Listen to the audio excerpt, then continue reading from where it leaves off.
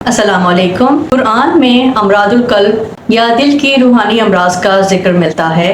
Narcissism بھی انہی امراض میں سے ایک ہے، خاص کر کبر، عجب، ریا اور دل کا سخت ہونا یا ناانصافی یا بے حسی۔ قرآن کی سورہ بقرہ میں اللہ تعالیٰ فرماتا ہے ان کے دلوں میں ایک بیماری ہے، اللہ نے ان کی بیماری کو اور بڑھا دیا ہے اور ان کے لیے دردناک عذاب تیار ہے کیونکہ یہ جھوٹ بولتے تھے۔ غرور یا خود پسندی ایک بیماری ہے جس کے بارے میں سورہ بقرہ میں اللہ تعالیٰ نے فرمایا ہے، ایسے لوگ خود کو دھوکہ دیتے ہیں، اپنے آپ کو بہترین تصور کرتے ہیں۔